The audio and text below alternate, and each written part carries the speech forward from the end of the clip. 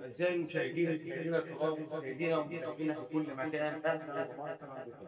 النهارده نصيبنا اليوم باتفاق في حدود الله في قرية أهالي الساعة الثامن، طبعا التابعة لمركز مطوبس. طبعا تصديقا لقول الرسول صلى الله عليه وسلم: من بنى بكتاب الله بنى الله بيتا له في الجنة. وقول الله سبحانه وتعالى: انما يعمر مساجد الله من امن بالله واليوم الاخر واقام الصلاه. كده مش طبعا معانا في السياق السياق معانا جدا في معايا النهارده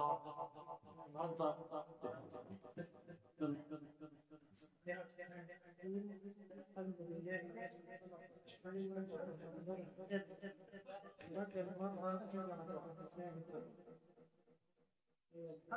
بالنسبة للكاتب النهارده شيء كثير مشابه بالنسبة للساعة الساعة بتطول حقيقة. طبعا أدمشة ولو بكل الموجودين ويساعد في هذا السبب سنة سبحانه وتعالى جعل الخلق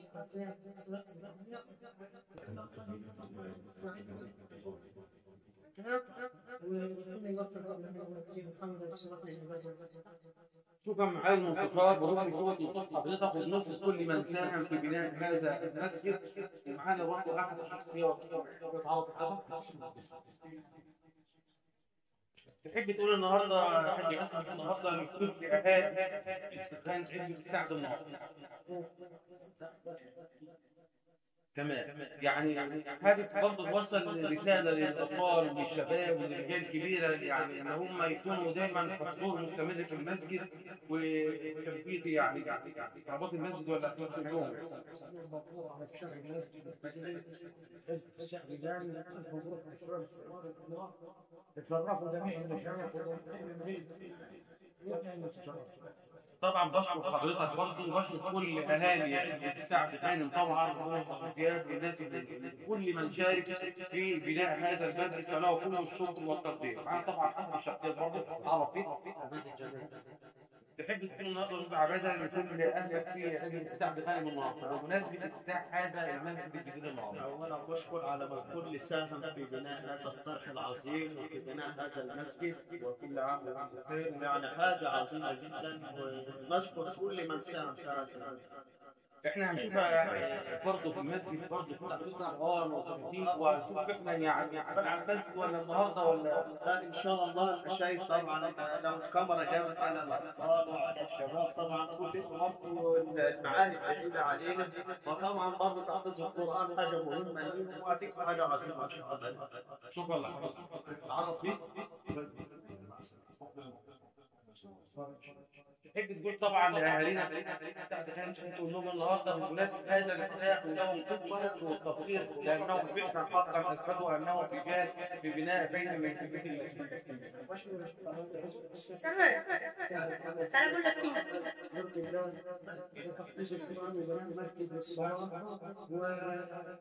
والناس بتشتغل عشان واشكر الاستاذ طيب ساعد طيب في بناء المسجد ده وصحبه القرآن وربنا يوفقنا جميعا. طبعا انا بس محمد سعد غانم وحسن غانم وابو زياد. تحب تقول النهارده المعلم الشرعي اللي تيجي في التوقيت النهارده مع اهل قريه فتحي؟ والله الاستاذ جزاه فرق كبير بين الجوي وفرق مهم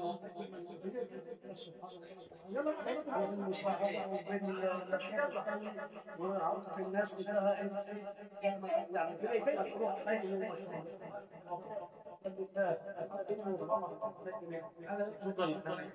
طبعا نلتقي برضه معنا في هاي قريه سعد خالد حسن اهلا بيك. تحب تقول النهارده لاهلك في قريه سعد خالد؟ والله اشكر اهلي واخواني على هذا المجهود العظيمة التي قاموا بها. وطبعا الفضل يرجع لأهل المنطقة، لأن هم اللي قاموا بهذا العمل الخيري من أحسن الأعمال اللي هم عملوها بناء هذا الصرح، لأن ده هيخلي أطفالنا وأولادنا يقوموا بالصلاة والخدمة والخير. حضرتك برضه يعني من المساهم الحقيقي في بناء هذا المسجد، مسجد محمد سعد غاني ومسجد ممدوح برهان، وفي آخرين ولا؟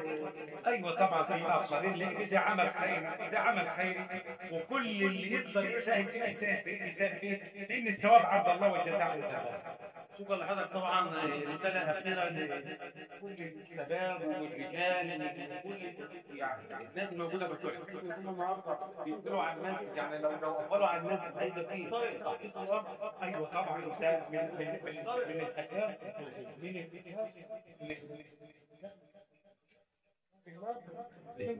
ده من افضل الاشياء اللي عملوها، لان من اراد الدنيا فعلها قد اتخذ القران، ومن ارادهما فعليه بالاتباع. بتعرف حضرتك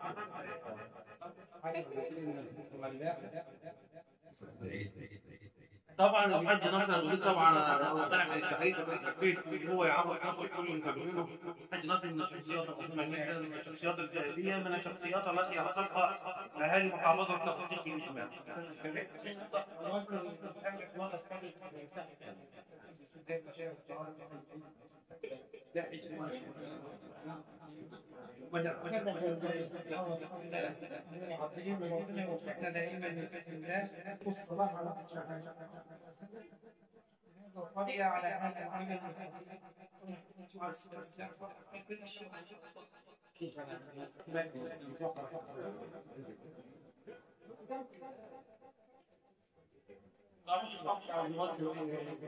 كلمة زادة تنزل علينا في فترة كلام المحافظة كلها. المسجد الغني في اسم السوري قدام كالكلمة واللي هو يساهم في هذا الله وله الشكر والإحسان. طبعا بضم نزول لصوت الحج في مسجد الجميل هلال الدقايق احمد الشيخ بلاد، احمد الجميل صوت. اتمنى من الجميع ان شاء الله ان هم يعني يساعدوا في بناء هذا المسجد تصديقا لقول حبيبنا المصطفى صلى الله عليه وسلم: من بنى مسجدا بنى الله بيتا له في الجنه.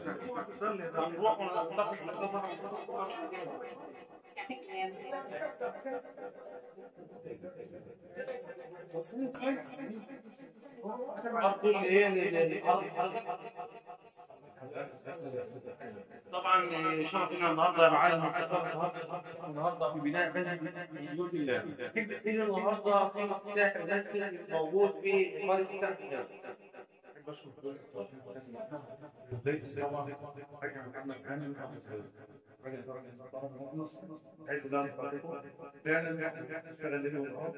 كان مرخوص معي اي حاجه، لكن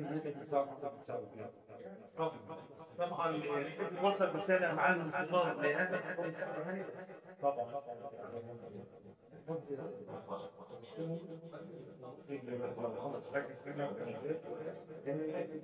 ان شاء الله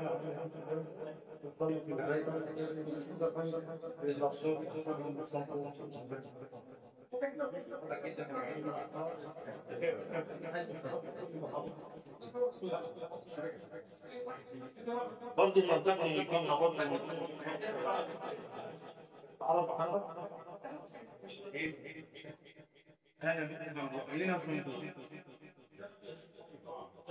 أهلا بحب أقول النهارده في مسجد افتتاح المسجد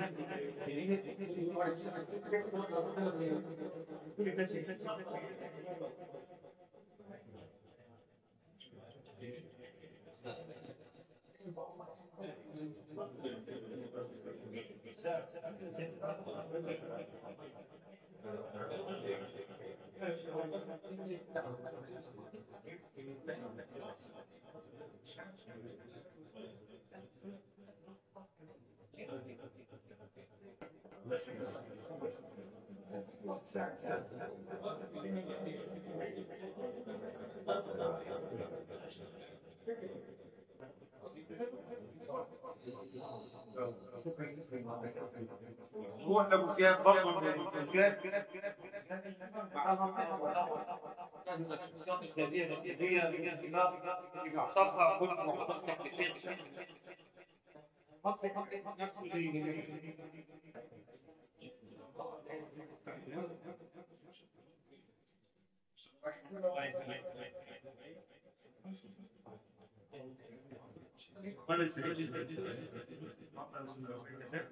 إن هذا الصرف تم إنشاؤه في مدة يعني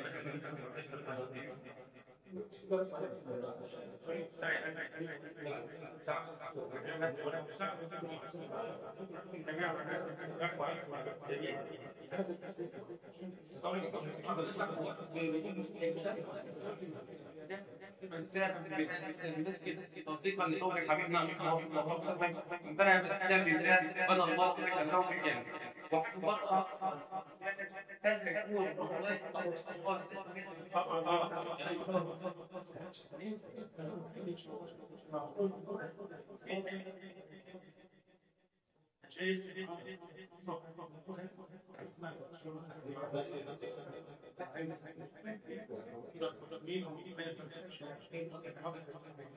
توفيق ربنا والحمد لله.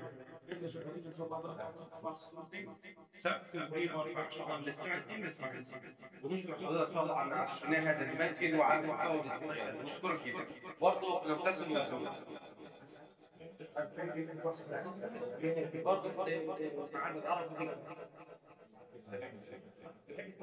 النهارده كل همك ولتساعد الناس الوصل بمناسبة هذا الصف العظيم هذا يعني افتتاح المسجد يعني ربنا ينتقل الكاميرا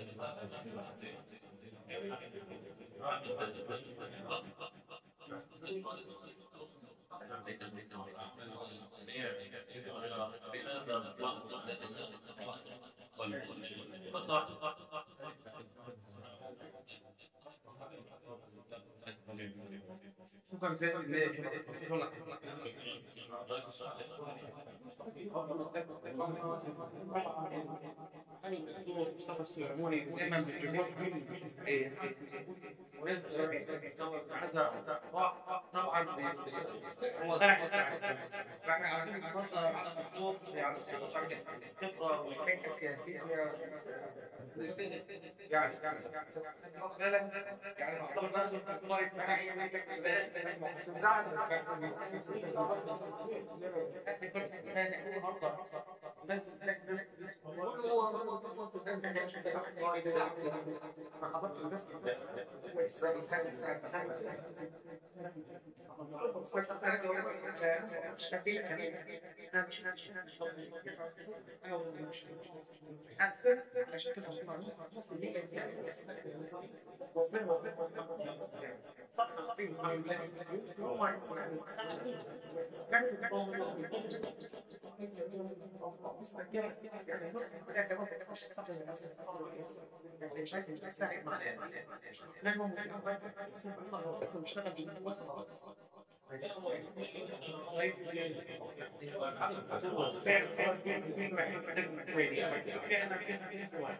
طيب جميع الاعمار ولا سن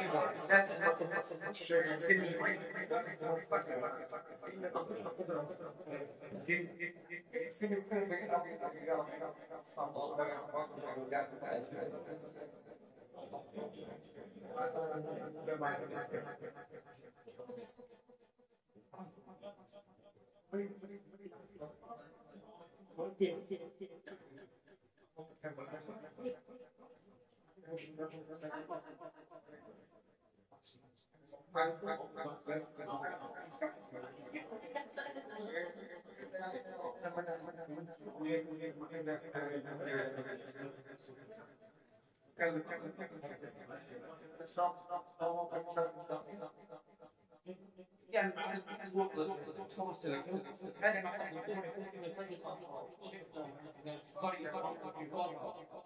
طيب ان شاء الله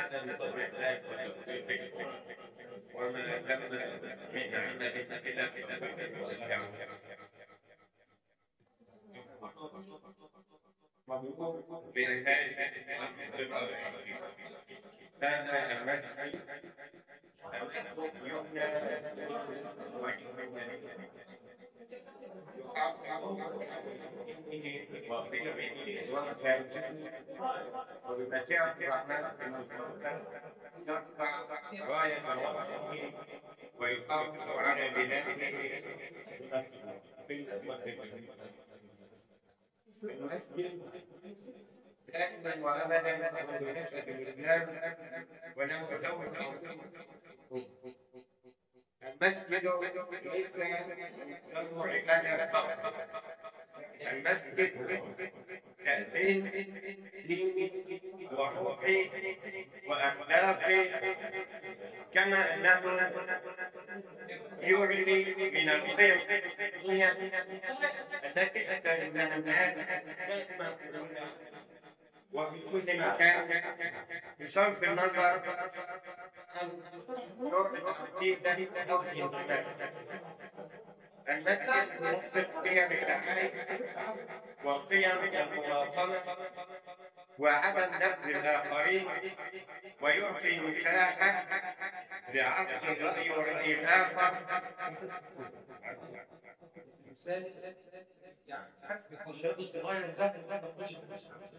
نقول له ما قاله النبي صلى الله عليه وسلم: لا أحد يجد قولا أعظم من قول النبي صلى الله عليه وسلم: خيركم من تعلم القرآن وأداه. كما قال ربنا تبارك وتعالى في القرآن الكريم: إن هذا القرآن يهدي للتي هي أقوم ويبشر المؤمنين الذين يعملون الصالحات أن لهم أجرا كبيرا. القرآن هو الذي يقوم من الحوال ويهدي الحال، وهو الذي يقتبس أو يقتبس. وقال ربنا تبارك وتعالى: قل من كان في الضلالة فليمدد له إيمانه، من سار بعيدا عن منهج القرآن سار في الضلال والضلال، ومن مشى في دور القرآن هداه الله تبارك وتعالى إلى صراط المستقيم. أقول قولي هذا والسلام عليكم ورحمة الله وبركاته.